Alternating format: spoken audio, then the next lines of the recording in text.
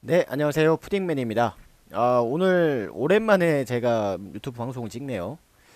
그래도 거의 뭐 한 달 정도 됐던 것 같은데, 제가 이제 아프리카 방송을 이제 생방으로만 하다가, 이제 아프리카 생방은 이제 그만하고요. 그다음 이제 앞으로는 이제 유튜브로 이제 녹화 방송만 올릴 생각인데, 제가 오늘은 이제 일단은 이제 우리가 어떻게 보면 오랜만에 시작하는 거니까 조금 더 기본적인 방법부터 하는 게 더 나을 것 같다 생각을 해서 차트의 흐름부터 제가 봐볼 생각이거든요. 뭐 오늘은 차트의 흐름을 조금 더 집중적이게 간략하게 한번 봐볼 생각입니다. 일단 차트의 흐름이라는 거는 사실 다 비슷하게 갑니다. 어떤 차트든 내가 보송파우텍을 들어가든 한전사못, 뭐 AP위성, 이구산업, 로보스타, 뭐 디스플레이텍, 자이언트스텝, 신풍제약 어떤 내가 차트를 들어가든 차트의 흐름은 다 비슷하게 가지만 조금씩 다른 부분이 있겠죠. 하지만 모든 흐름은 다 똑같이 간다고 보시면 돼요. 그러면 어떻게 가는지 한번 살펴볼 건데, 보통 차트들이 보통 이런 식으로 파동을 찍고 눌림을 찍고 또 파동을 한번 더 찍으면서 이런 식으로 고점을 한번 만들어내기 시작하거든요. 고점을 만들어내면 보통 가장 우리 개미들이 가장 많이 들어가는 시점은 보통 이 정도 시점이라고 볼 수 있습니다.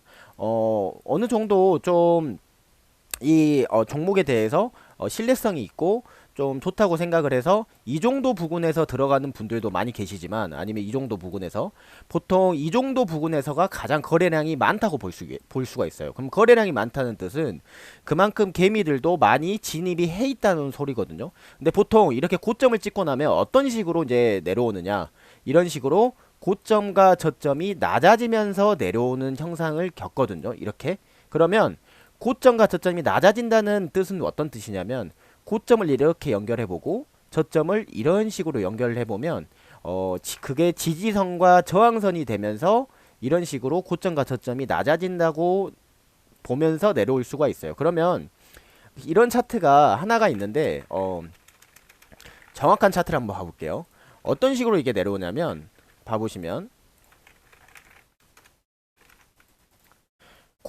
고점을 한번 찍잖아요. 이런 식으로. 그러면 이제 쌍봉을 찍고 내려올 수도 있고요. 아니면 예를 들어서 이제 쌍봉을 찍지 않는다고 하면 이런 식으로 바로 내려올 수도 있습니다. 그러면 어떻게 내려오느냐? 이런 식으로 고점과 저점이 낮아지면서 내려오는 거예요. 그러면 어떤 식으로 돼요? 한번 연결을 시켜보면 아까처럼 이런 식으로 연결을 한번 시켜봅니다. 그리고 아래에서도 이런 식으로 한번 연결을 시켜보면 어떤 현상이 되냐면, 고점과 저점이 저항선과 지지선으로 연결이 되면서 우하향으로 내려오는 거예요. 이렇게 우하향으로 내려오면 이런 현상을 뭐라고 하냐면 우리가 역배열이라고 말을 합니다. 우리가 정배열 같은 경우도 공부를 많이 하고 역배열 같은 경우도 이제 공부를 많이 하잖아요. 근데 역배열 같은 경우는 사람들이 많이 접하지 않기 때문에 사실 그렇게 많이 이렇게 관찰하지는 않아요. 정배열 같은 경우는 많이 관찰하지만, 그래서 사람들이 이제 정배열 부분에서 많이 들어가는 거고, 역배열에서는 거래량이 적은 이유는 그만큼 많이 접하지 않는다는 소리예요. 저 같은 경우에도 사실 뭐 정배열을 더 많이 선택하지 뭐 역배열을 그렇게 많이 선택하진 않아요. 왜냐면 그만큼 관심이 집중되어 있지 않기 때문에. 그럼 보통 제가 아까도 말했지만 가장 거래량이 많은 곳은 어디다? 이런 식으로 고점을 찍는 부분에 있어서 이런 식으로 많이 물리게 돼 있어요. 그렇게 많이 물리다 보면 어떤 현상이 발생하냐면, 어느 정도 내려가서 내가 물을 탔더니, 어느 정도 내가 내려가서 물을 탔더니, 어느 정도 내가 내려가서 물을 탔더니, 물을 타도 계속 내려가기만 하는 현상이 나오는 거예요. 이런 현상을 우리가 차트의 흐름을 알아야 대응을 할 수가 있는 거예요. 만약에 고점을 물리더라도, 아, 이거는 고점과 저점이 낮아지면서 내려올 수도 있겠구나라는 생각을 하고 계셔야 내가 그 다음에 비중을 쏟지 않는단 말이에요. 비중을 안 쏟는다는 건 내가 손절을 하면서 조금 최대 그 리스크를 어떻게 보면 감당을 할 수가 있는 거죠. 근데 만약에 내가 계속 여기서 비중을 만약에 더 실어버리면 어떻게 된다? 그만큼 비중이 높아지기 때문에 내 그 종목적인 리스크가 너무 커진다 이 말이죠. 그러니까 이 부분을 방지하기 위해서는 이 차트의 흐름을 반드시 알아야 된다고 볼 수가 있습니다. 그러면 한번 봐보면, 역배열이라고 해서 무조건 만지면 안 되는 차트냐? 이건 절대 아니에요. 왜냐면 아까도 제가 말했지만은 고점과 저점이 뭐 이렇게 쌍봉을 찍고 내려온다고 생각을 해볼게요. 그럼 이런 식으로 자이언트 스텝처럼 이런 식으로 내려올 건데, 보시면 이렇게 연결을 하고 연결을 했을 때 내가 만약에 이 부분에서만 들어갈 수 있다고 하면 충분히 어느 정도의 고점이 있기 때문에 저항선이 남아있기 때문에 충분히 진입을 할 수 있지만 우리는 보통 어느 시점에서 많이 진입을 하냐면 내려왔는데 어느 정도 상승의 기미가 보일 때 이 정도에서 우리가 진입을 보통 많이 해요.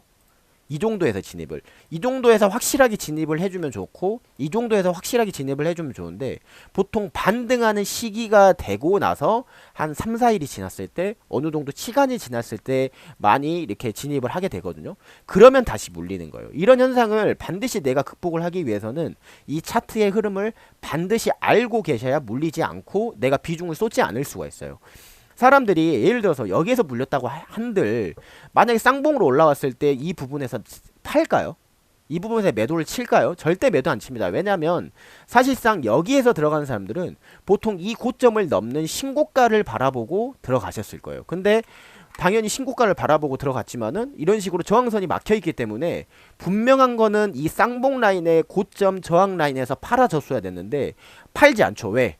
내가 그만큼 더 높은 고점을 내 익절선으로 생각을 해놨기 때문에 절대 팔지 않을 거예요. 그래서 이런 부분들은 내가 차트의 흐름을 모르고 있다라고 보시는 게 가장 좋아요. 그래서 반드시 이런 부분은 공부를 하고 가셔야 내가 조금 더 물리지 않는다 이 말인 거죠. 그러면 그러면 이런 시점을 내가 그렇게 잡기가 쉽지가 않은데 그럼 다른 방법은 없나요? 라고 이제 물어보시는 분들도 많잖아요. 내가 옆배를 잡고 싶긴 해요. 근데 사실 이렇게 저점인 부분을 내가 알 수가 없잖아요. 사실 그래서 가장 좋은 건 뭐냐면 보통 차트가 흐름이 어떻게 가냐면 고점을 찍고 뭐 쌍봉을 찍든 아니면 그대로 다시 그 고점과 저점이 내려오든 어느 정도 내려오게 되면 하단 지지선이 있거든요. 그러면 내가 여기에서 매수를 하게 되면 어떤 매수라고 하냐면 이거를 저점 매수라고 합니다. 보통 표현을. 그럼 이런 저점 매수는 단점이 있다고 하면 어떤 단점이 있냐면 시간이 오래 걸릴 수도 있다. 시간이 오래 걸릴 수도 있다라는 단점이 있기 때문에 사람들이 조금 더 피하는 경우가 많아요. 그래서 어느 정도 보통 보면 정배열이라는 이제 시점이 만들어지면 그때부터 내가 진입을 하게 되거든요. 근데 사실 이런 부분이 가장 투자로서는 가장 좋아요. 우리가 적금도 보통 1년을 놓고 2년을 놓고 3년을 놓는데 주식은 보통 한 달 기다리는 것도 굉장히 힘들어하는 경우가 많잖아요. 그런데 사실 저점 매수가 가장 투자 방법으로서는 기초적이고 가장 안전한 방법이라고 볼 수 있어요. 왜냐하면 저점 매수는 내가 분할 매수만 잘하잖아요. 더 내려간다 한들 내가 분할 매수만 잘하면 언젠가는 다시 위치가 고점을 찍을 수도 있다는 뜻이에요. 그러면 차트의 흐름 한번 봐볼게요. 이렇게 내려오다 보면 어느 순간 삼각수렴이라는 게 있어요. 우리가 삼각수렴을 보통 기초적인 부분에서 많이 배우죠. 그럼 삼각수렴이 이제 맞닿고 만약에 그곳을 뚫게 되다 보면 어떤 차트가 나오냐면 이런 식으로 파동이 한번 나와요. 파동이 한번 나오고 눌림이 나오고 다시 이 파동이 나올 수도 있고요. 아니면 여기에서 다시 고점과 저점이 낮아지면서 떨어질 수도 있고 다시 저점을 만들어낼 수 있어요. 그럼 다시 상승을 하겠죠. 그리고 여기에서 다시 이런 식으로 고점 저항선이 돌파되면서 이런 식으로 뚫을 수가 있습니다. 이런 식으로 차트는 보통 생겼는데 내가 가장 매수하기 좋은 시점이라고 생각을 하시는 게 어떤 부분이냐면 이런 식으로 V자로 고를 파는 부분이 가장 좋아요. 무슨 말인지 이해하시죠? 내가 만약에 혹시나 고점 부분에서 잡더라도 따라 올라가는 걸 잡는 것보다는 반드시 이 V자 형태 있죠. V자 형태로 고를 파는 부분을 항상 공략해 주시는 게 좋아요. 내가 만약에 고를 파는 부분을 잘못 공략을 했다고 하더라도 이런 식으로 분할 매수를 쳐주면서 매수를 해주시는 게 가장 좋다 이 말이죠. 예를 들어서 내가 차트를 하나 이제 한번 해보고서 한번 봐볼게요. 그럼 예를 들어서 내가 이런 차트다 라고 하면 내가 가장 좋은 시점보다 무조건 고를 파는 부분이에요. V자로 고를 파는 부분을 공략하라 이 말이죠. 예를 들어서 내가 따라가는 쪽을 공략한다고 하면 보통 이런 부분을 공략한단 말이에요. 그럼 물릴 수도 있단 말이에요. 이런 부분을 내가 공략하는 것보단 항상 고를 파는 부분. 이 V자 형태로 이런 식으로 지금 고를 파고 있죠. 이런 식으로 고를 파고 있죠. 고를 파고 있죠.